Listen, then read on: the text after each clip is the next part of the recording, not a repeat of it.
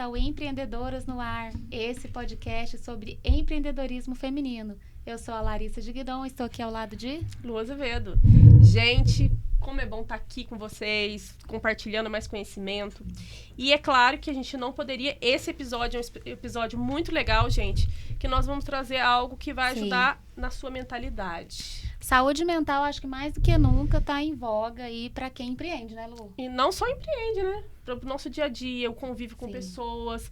E tá cada vez mais difícil, né? Com todos Vida os acontecimentos. Adulta, né? Carreira, tá tão complexo. E hoje a gente convidou aqui a Domênica, que já vai se apresentar, para a gente trazer esse assunto. Mas especialmente, claro, aí para a vida da empreendedora, que é mãe, que tá, assim, enlouquecendo para equilibrar tantos pratinhos. Mas vamos falar isso sobre a ótica da psicanálise também.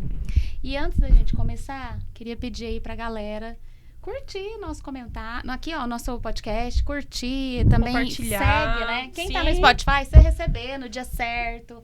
Todo domingo chega aí episódio novo pra você, mas às vezes eu coloco antes, tem dia que vai na segunda. Depende. Então fique aí atenta às notificações, compartilha, também temos no YouTube. Temos no YouTube. Se você tá assistindo pelo YouTube, ó, já manda o coração aí. Manda, porque o YouTube é bem legal também, pra vocês estarem lá compartilhando, principalmente em vídeo, né? O seu tem vídeo também, mas nem todo mundo tem o Spotify no celular. Exato. Agora o YouTube, gente, todo mundo tem. Verdade. E também siga-nos nas redes sociais, né? Lá no Instagram, Empreendedoras no Ar. E vamos começar? Bora lá. E, antes de tudo, agradecer aos nossos apoiadores. Porque Verdade. nesse episódio, a gente tem o Carvalho Montessori, que é também um dos patrocinadores desse episódio, que é uma escola montessoriana, né? De inglês, bilíngue. E também a Conceito Interiores, que sempre estão nos apoiando. O Vila, que cada vez mais crescendo, aumentando as empresas, né? Sim. No final, a gente vem aí com novidades nesses 3 tópicos aí. Mas antes, Domênica, apresente-se aí. Quem é Domênica? Podestá? Eu sou a Domênica de Podestá. Eu sou natural aqui de Itajubá. Morei já em outras cidades, mas acabei me estabelecendo aqui mesmo. A minha primeira formação é como enfermeira. Eu me graduei na faculdade aqui, na Venceslau Braz. Trabalhei bastante tempo na área da saúde coletiva. E aí, depois de um tempo, num momento mais delicado da minha vida, em que eu estava em terapia, eu acabei fazendo uma transição de carreira e me tornando psicanalista, né? Eu tenho 3 filhos, um de 16, uma de 14 e uma de 11 anos, que são os amores da minha vida. Sou casada, empreendo, né, como a maioria das mulheres que estão nos assistindo aqui, porque o consultório e todos os outros trabalhos que eu faço são a minha empresa, né? Sim. Empreendo na minha casa, na minha eu-presa. E é isso. Sou apaixonada, encantada pela mente humana, pelas coisas belas, pela simplicidade, gosto muito de ajudar e, assim, resumidamente, essa pessoa sou eu. Ô, Domênica, como que você decidiu por essa transição de carreira? Porque você estava no CLT enquanto enfermeira. Sim, eu trabalhei com CLT, no regime CLT, como enfermeira e como professora. Uhum. Eu dei aula em faculdades e cursos técnicos de enfermagem, então era regime CLT. Sim. Tinha uma segurança, né? Tinha. E aí, como foi essa transição, não só de carreira, mas também, né, da CLT para o empreendedorismo? Porque aí não tem a estabilidade, aquele garantidão, pelo menos aquela estabilidade que a gente acha que existe. Na verdade, isso aí foi um surto abençoado por Deus, foi maluco. Porque eu tive, num ponto da minha vida, uma separação, né, do meu primeiro casamento. Aí eu vim embora de Jundiaí com as minhas crianças, eu estava grávida da minha filha caçula e eu estava no momento que eu precisava me refazer profissionalmente, porque eu tinha parado temporariamente de trabalhar para ficar com as crianças ali, a maternidade exclusiva e tudo. Só que nesse contexto eu ia precisar retomar o trabalho. E eu queria permanecer só na área acadêmica, eu queria só dar aula porque eu acreditava que seria mais flexível negociar horário com a faculdade e tudo mais. Aí eu entrei num curso de mestrado aqui em Itajubá, na Unifei, e durante o mestrado, na minha terapia, com as minhas ansiedades, que eu sentia muito mal de ansiedade, onde eu saí na porta da minha casa e falei assim, meu Deus do céu, quando eu melhorar essa ansiedade, todos esses problemas, etc, eu vou ajudar outras pessoas, porque só a pessoa que passou por uma dor emocional sabe o que é aquele sofrimento, né? E aí eu comecei a levantar isso com a minha terapeuta na época, sobre esse lado de uma perspicácia, de uma sensibilidade com relação às dores emocionais de outras pessoas. E ela fez uma brincadeira comigo, quem sabe você não vai ainda ser uma terapeuta, né? E eu tenho uma amiga, a minha melhor amiga, que é psicóloga, e eu fui bater um papo com ela e tudo, e ali eu me entendi como terapeuta. Eu falei, eu tô no lugar errado. Então eu terminei o meu curso de mestrado esperando ir para a área acadêmica e tudo, e fui fazendo concomitantemente a formação em psicanálise. Eu fiz o coaching, fiz a PNL, depois falei, não, eu vou para psicanálise, porque é uma área que me encantava muito, então eu fui fazer a formação, né? E acabou que no final do mestrado, foi aquela crise de 2016, que as faculdades não estavam contratando professor. Então, as aulas que eu tinha, algumas eu perdi, não tive aulas novas, e eu abri o meu consultório. Eu falei assim, eu vou ver o que dá. E fui. E o meu consultório era uma coisinha na minha casa, comecei atendendo poucas pessoas conhecidas, e fui. Como eu vi que dava muito certo, que o meu trabalho estava dando muito fruto, eu comecei a investir nisso, estudar mais isso. Fui para essa área que eu vi que eu tinha, de fato, uma aptidão, né? Que as pessoas saíam dali bem, era muito gratificante.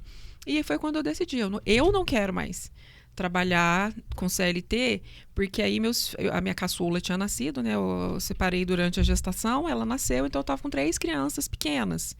Eu precisava trabalhar e cuidar deles. Então eu falei, eu preciso trabalhar com uma coisa que eu faça o meu horário. Ao mesmo tempo que era muito audacioso, porque eu não tinha uma segurança, no fundo, eu fiz isso por amor. Porque eu queria criar meus filhos. Eu não queria ter que delegar eles para alguém, sabe? Então eu falei assim, eu vou ficar aqui, e seja o que Deus quiser. E aí Deus quis. E cá estou eu, isso faz 6 anos. E, Domênica, você falou que você é psicanalista, né? Isso. É uma dúvida que eu acho que a maioria das pessoas tem. Qual que é a diferença da psicologia, a psiquiatria e a psicanálise? Isso. Então, vamos lá. O psiquiatra é médico. A psiquiatria, ela é desempenhada exclusivamente pela pessoa que estuda medicina. Ela vai lá e se especializa em psiquiatria. O psiquiatra faz o diagnóstico das psicopatologias e trata isso de uma maneira medicamentosa, né? Ele encaminha para terapia e tudo, ou se o psiquiatra for psicanalista também, ele também pode atender, enfim. Mas o objetivo ali da psiquiatria é esse diagnóstico e tratamento das psicopatologias a nível médico, tá? Aí nós temos a psicanálise, que é a minha profissão, que não necessariamente o psicanalista tem que ser um psicólogo, e isso geralmente gera algumas dúvidas mesmo. Então vamos lá, a psicanálise começou com Freud, né, no começo do século XIX, século XX, na verdade, final do século XIX, começo do século XX. O Freud era médico, neurologista, e ele queria entender a mente humana de uma maneira mais profunda, a subjetividade da mente humana. E foi onde ele começou a fazer pesquisas e tudo, e criou a psicanálise, que é um método terapêutico, investigativo, que ajuda a pessoa a se conhecer melhor e resolver os seus próprios dilemas, tá? E, a princípio, a psicanálise, lá nos primórdios, né, o Freud usava muito a hipnose para fazer ali os desbloqueios e tudo, que a gente chama de catarse, enfim. E aí isso foi sendo aprimorado. Depois ele entendeu que não necessariamente precisava a pessoa ser hipnotizada, ela podia falar. Então, ele começou a chamar a psicanálise de cura pela fala. Tanto que a psicanálise... O método que a gente utiliza chama associação livre, porque a pessoa fala livremente. E no meio dessa fala, o psicanalista é treinado para observar as nuances, as indicações que o inconsciente está trazendo através da fala. Né? Através dos sonhos, através de atos falhos, que às vezes a pessoa fala uma coisa, queria falar outra. Então a gente entende que o inconsciente se manifesta constantemente, mas ele precisa ser interpretado, né? E aí tem um lado também muito interessante, que é a somatização. Muitos problemas físicos que a gente tem são manifestações do inconsciente, de conteúdos recalcados ali, que não foram trabalhados, eles precisam sair. Então, saem na forma de problema de saúde física, tá? Então, a psicanálise nossa, gente, resumidamente, de um modo muito simplista, é isso, é uma investigação do inconsciente para entender as causas ali dos problemas, seja qual o problema for. Sim. E o psicólogo é a pessoa que faz faculdade de psicologia. Dentro da faculdade de psicologia, essa pessoa também ela tem um leque de possibilidades, né? Ou ela vai trabalhar como psicólogo de RH, ou ela vai trabalhar na clínica, né?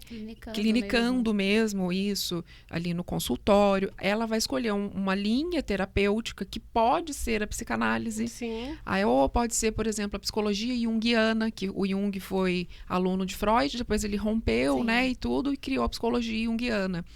Ou ele pode fazer, por exemplo, terapia cognitiva comportamental, sistêmica, logoterapia. Ele vai escolher e vai seguir.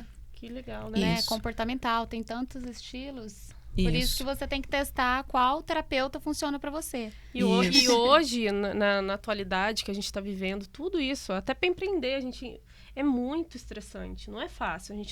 A Larissa sempre fala da gente não romantizar, né, empreendedorismo. E eu acho que é uma verdade. E hoje é uma necessidade você fazer uma terapia, independente, né, de qual forma seja. Eu não fico sem, porque eu sinto, assim, sobrecarregada mesmo com tantas atividades. A gente é multitarefas, né? A gente faz muita coisa ao mesmo tempo. E eu acho que a gente precisa muito de profissionais como você, assim, para organizar as ideias mesmo. Verdade. E eu acho que no empreendedorismo acaba que gera muito essa ansiedade, como a Domênica estava falando, que é uma das especialidades dela aí, de será que eu vou conseguir pagar as contas? Será que eu vou vender?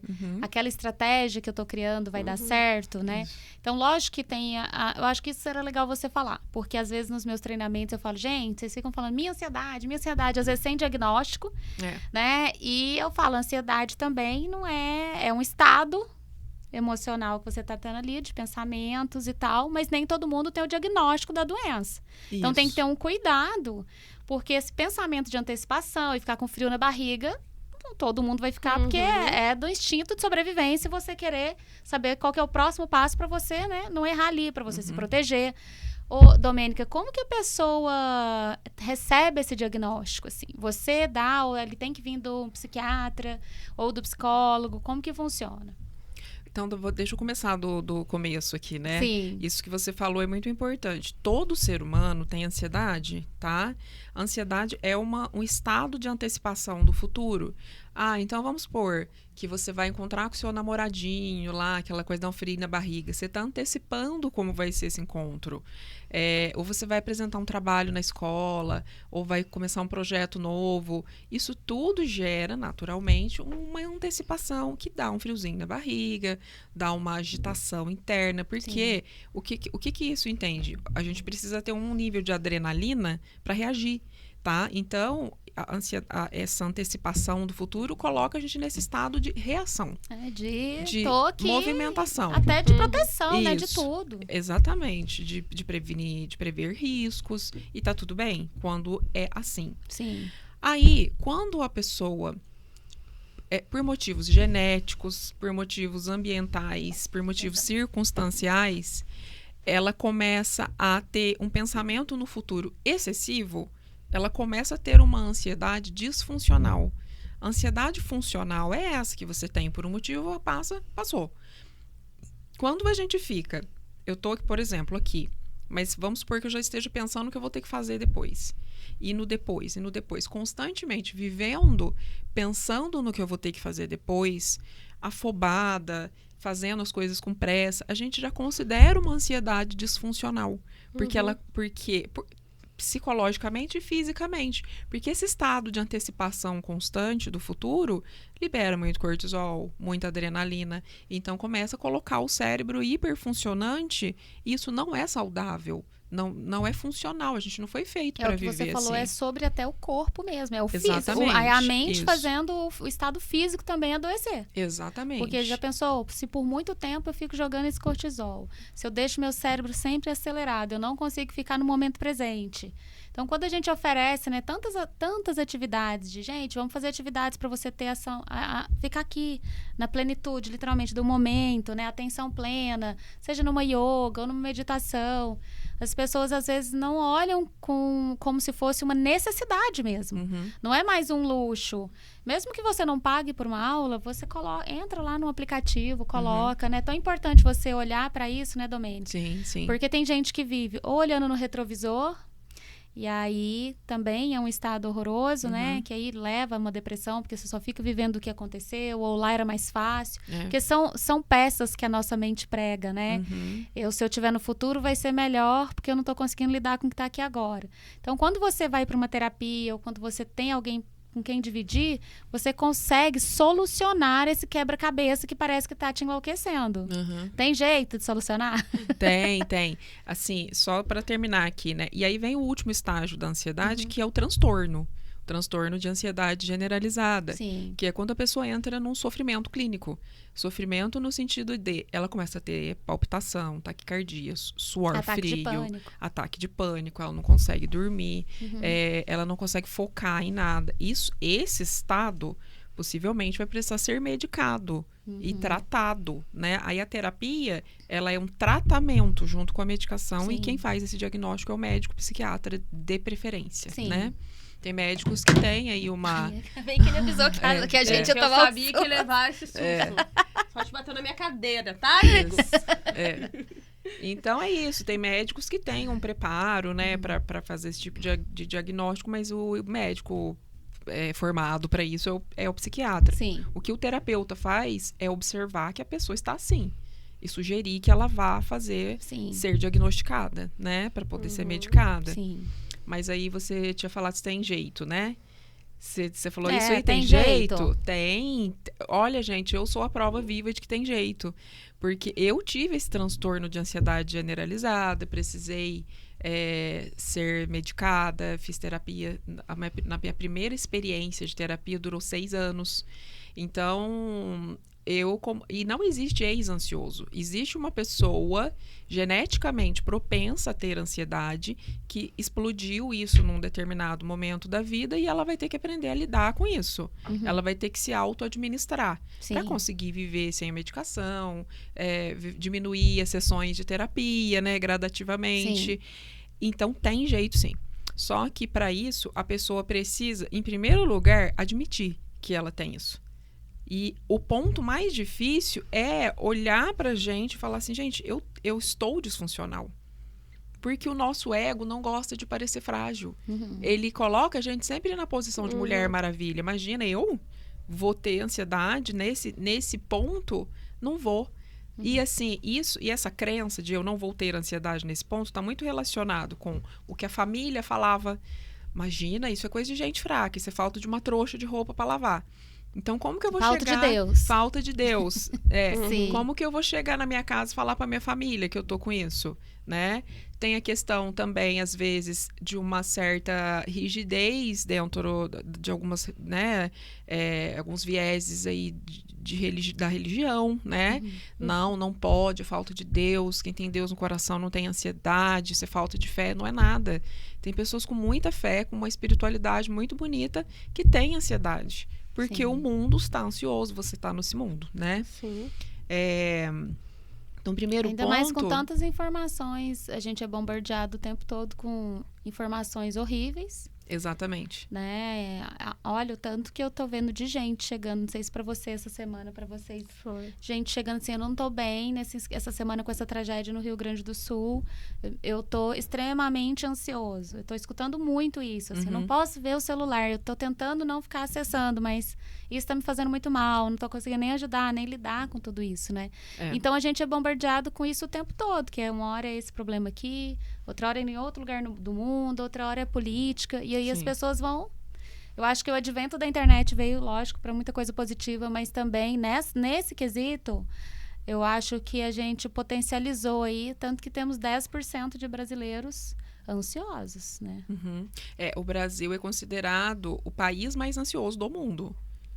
Então, a gente está num diagnóstico, assim, bem desfavorável, né?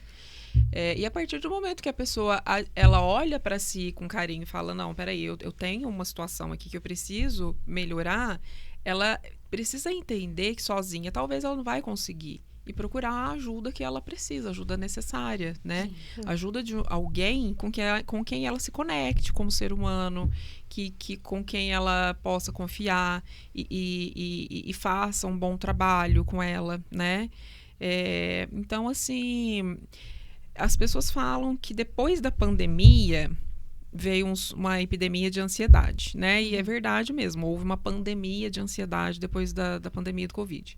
Gente, as pessoas que tiveram problemas com ansiedade na pandemia do Covid não ficaram ansiosas, elas já eram.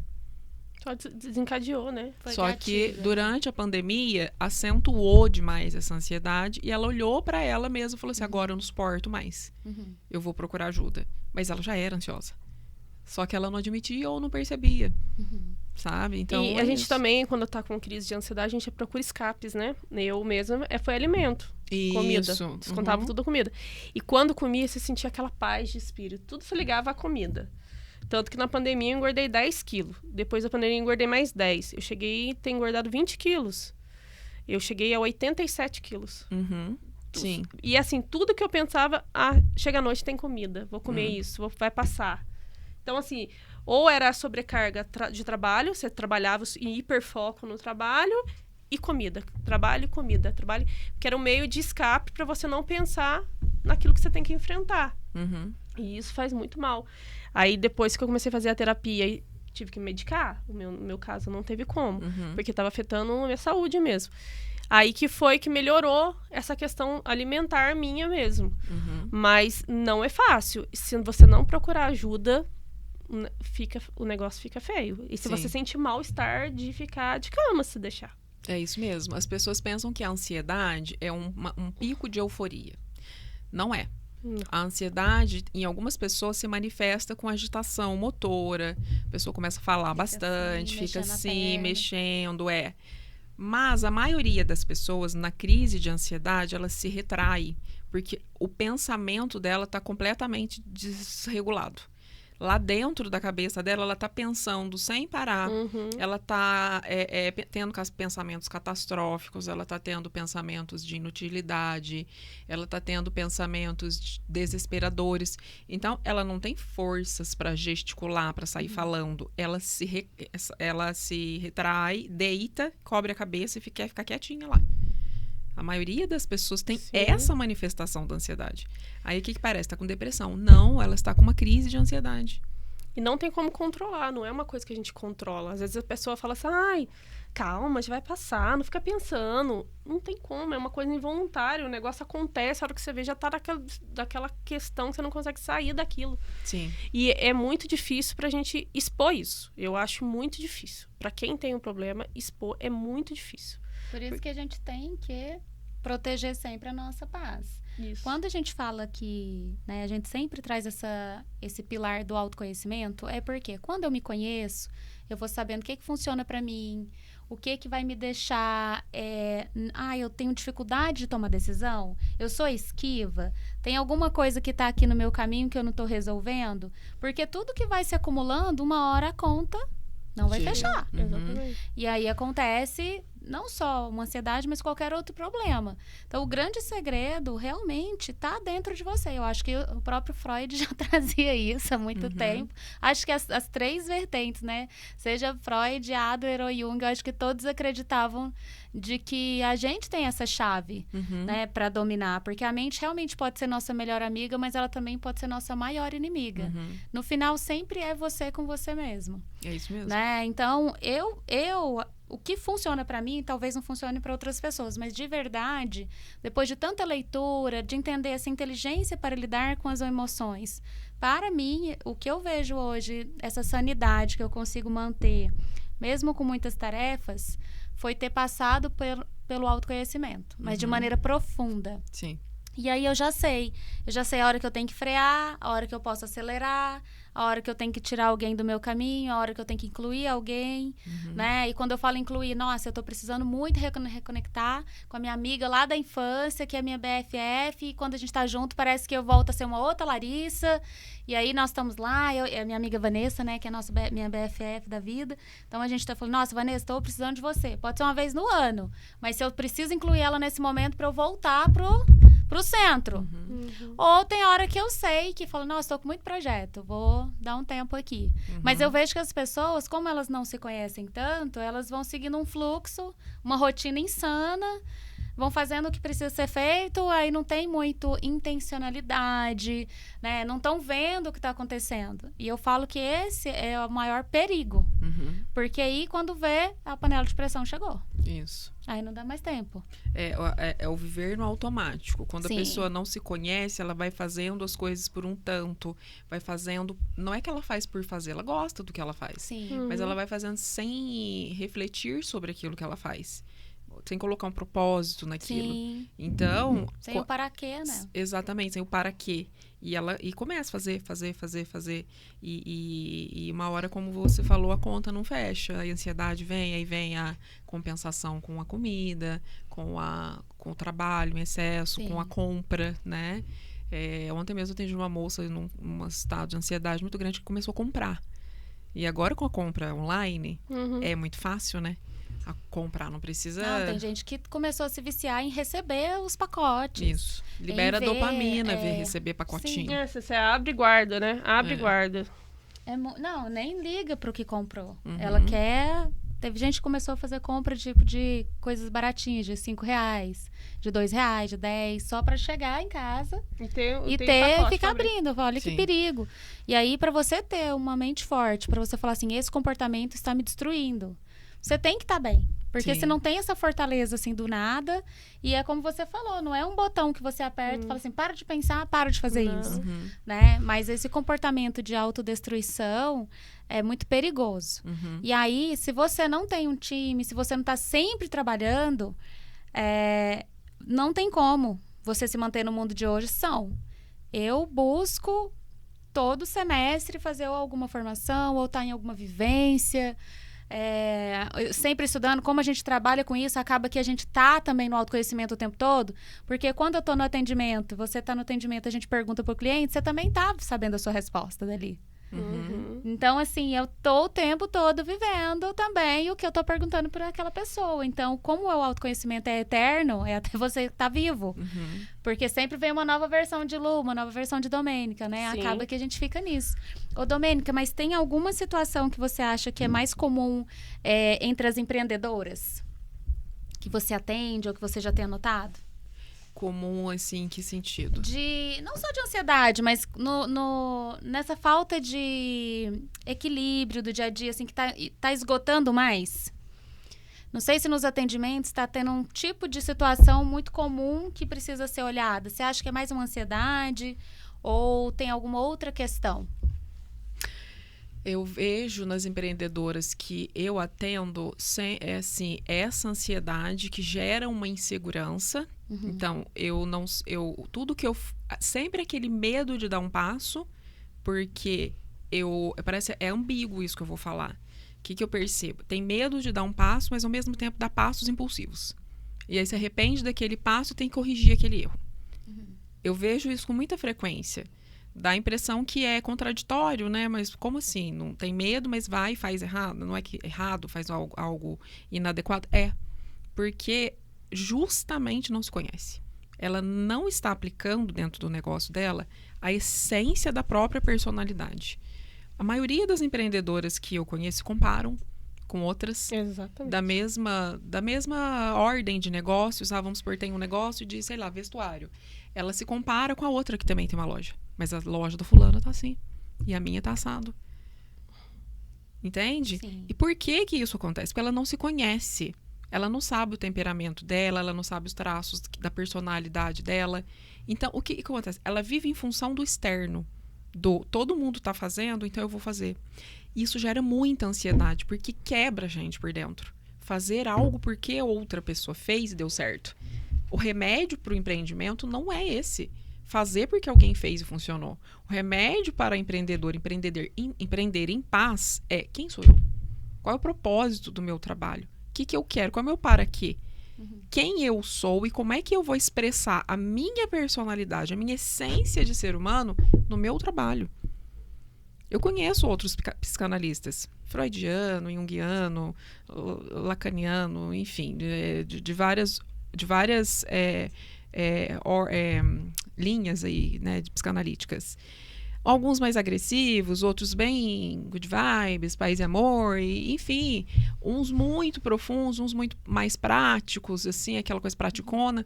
E eu, durante o meu processo como terapeuta, eu precisei entender quem eu sou para colocar o meu tom dentro do meu consultório. E foi o que funcionou para mim. Quando eu coloquei com o meu conhecimento teórico, o meu ser humano ali, funcionou. E toda vez que eu saio do ser humano que eu sou, não fica legal, fica fora do meu tom. Sim. Alguma coisa não funciona bem. E para isso tem que se conhecer. Então, o que eu vejo nas empreendedoras é isso. Elas não se conhecem, aí elas ficam ansiosas querendo fazer, tem medo, achando que não vai dar certo, e ao mesmo tempo faz e não funciona, porque não fez com essência. E aí acaba desistindo, né? A maioria das vezes. Né? Às vezes desiste, às vezes não desiste porque também não quer desistir, mas fica trabalhando, sofrendo. Fica arrastando aquilo, né? Não é um empreendimento. A pessoa fica sobrevivendo, né? Emocionalmente falando e vivendo infeliz. E olha, aconteceu hoje uma experiência nesse sentido aí. Uma conhecida minha da mesma área que eu mandou uma mensagem, um texto enorme lá falando: Lu, eu tô muito desmotivada na minha área, na nossa área. É muito cliente que desmarca em cima da hora. O que eu posso fazer? O que você faz para você conseguir dar conta? Porque eu não tô dando conta, eu já desmotivei. Eu vou procurar outra área para atuar. E eu falei, Simon, cada pessoa é uma pessoa. Eu não sei como que você tá lidando com seus clientes, qual que é a sua margem de organização do seu espaço. Então é complicado. Mas muitas pessoas da minha área estão desmotivadas. Muitas. Mas acho que em qualquer área, se a pessoa não estudar o negócio, as pessoas confundem. Isso é importante falar nesse podcast, em todos, na verdade.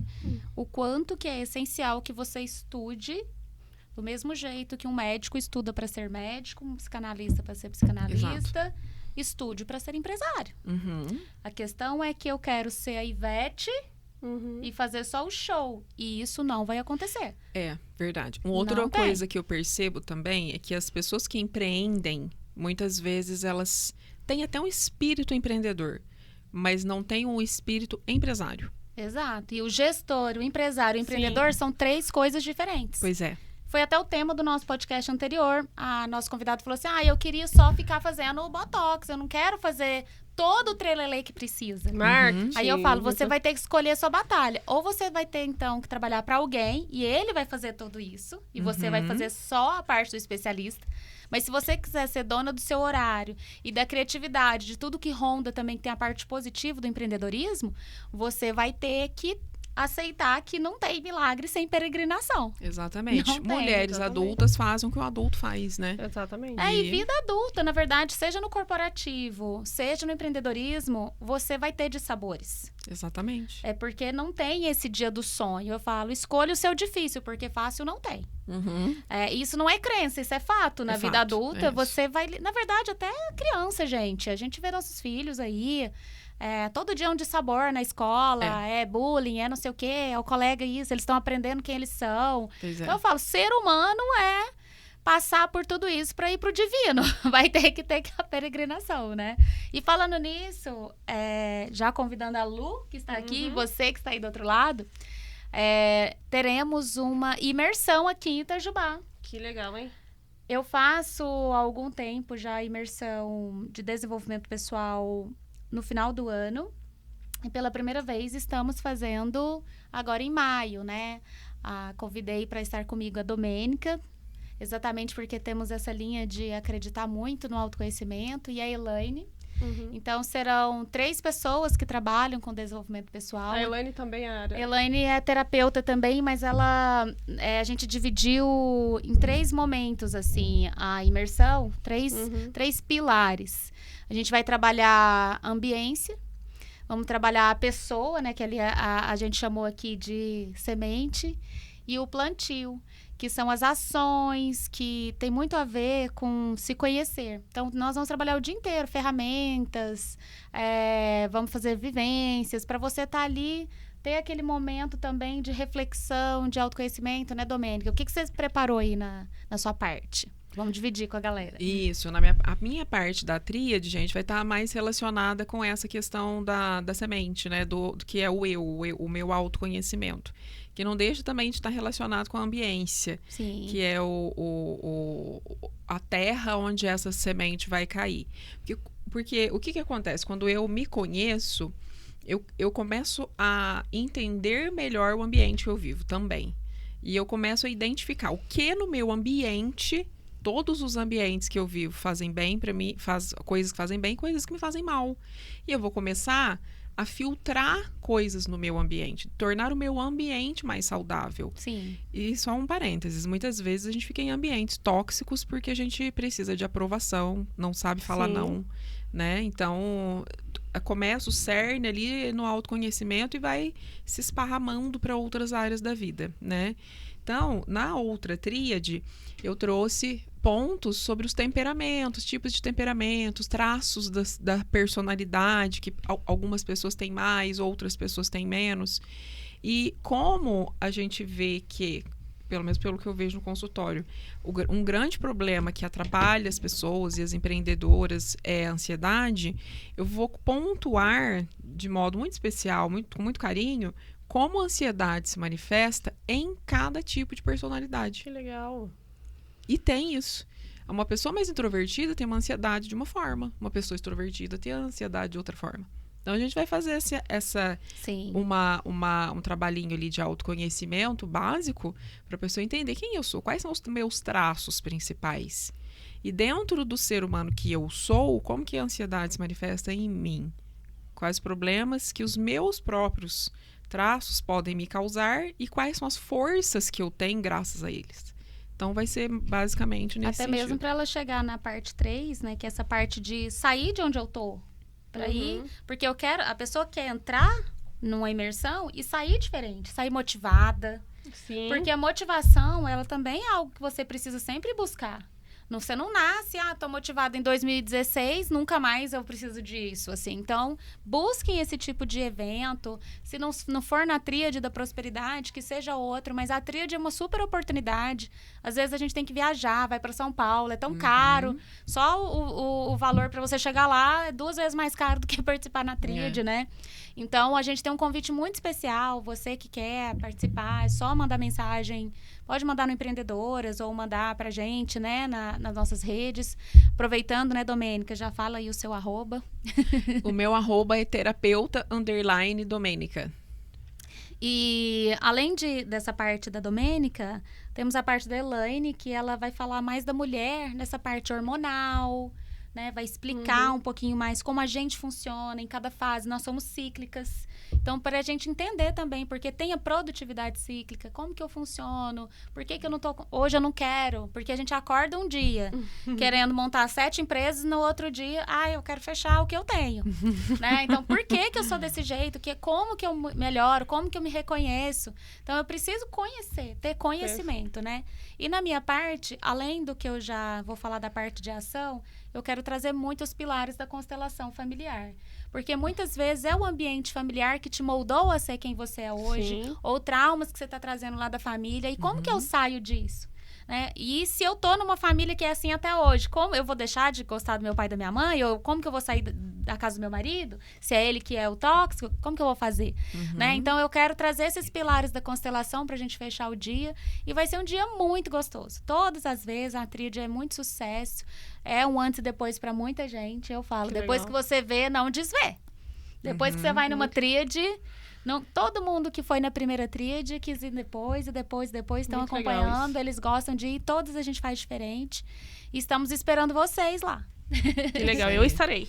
Isso aí, Lu. Muito bom. Eu quero agradecer a presença da Domênica aqui hoje. Muito Foi obrigada, bom. né, Esclarecedor, Lu? foi bacana. Muito importante para nossa sanidade mental.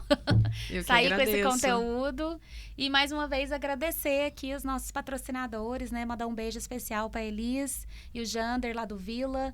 O Vila agora eles atendem também no jantar com a Royal Parma, né? O mesmo time. Chiquérrimo. Super bacana. E a Elis também lá no Vila tem buffet. Buffet de festa, eu falo, né? Fazer... Comida vegana, tem muitas opções. Vão lá no @ deles, né, no Vila. E a Carol, da Conceito, e Maurício, mandar um beijo especial também, a Conceito Móveis Planejados. E hoje ela tava lá chiquérrima, lá na FEP, lá como jurada de uns projetos. Foi palestrante. Ela é uma referência muito para os arquitetos, né? Sim. Ela é maravilhosa. São quase 18 anos de empresa. Sim. E ela é referência aí. E veio de São José, mas está aqui em Itajubá há 18 anos. E, gente, não deixem de conhecer também a Carvalho Montessori, essa escola mais fofa. Minha filha estuda lá. É uma escola de idiomas, mas eu falo bilíngue porque a Chelsea, lógico, fala português também, mas ela fala o tempo todo inglês, já que ela morou 16 anos no Canadá, trouxe essas atividades do dia a dia, então as crianças estão ali fazendo bolinho, cortando, brincando de hortinha, saindo de telas, curtindo, né? Então, no contraturno da escola, é uma opção muito maravilhosa. E eu acho muito bacana a forma que ela traz a família para a escola. Eu vejo que ela faz muitas atividades, finais de semana, de mãe e lá tem um monte de animal também. É coelho, é jabuti, tem um monte de galinha. Tem eu nunca vou lá por causa bastante morro de medo. Tem oficinas que as mães acompanham com os filhos, tem esse momento familiar de mãe e filho. Às vezes o filho precisa, né, dessa atenção. E eu acho que ela traz essa essência aí que é muito bacana. Verdade, gente. Então agradecemos mais uma vez, Domênica. Obrigada, Domênica. Agradecemos vocês. Gente. Obrigada, tá? Pela companhia. Nos vemos em breve na Tríade, né? Sim, Tríade, dia 19 de maio. Muito importante falar, dia 19 de maio. É domingo, hein, gente? Sem desculpa. Um domingão. Se prepare, porque esse dia vai ser muito incrível, viu? Isso aí. Vemos vocês lá. Até a próxima. Tchau, tchau.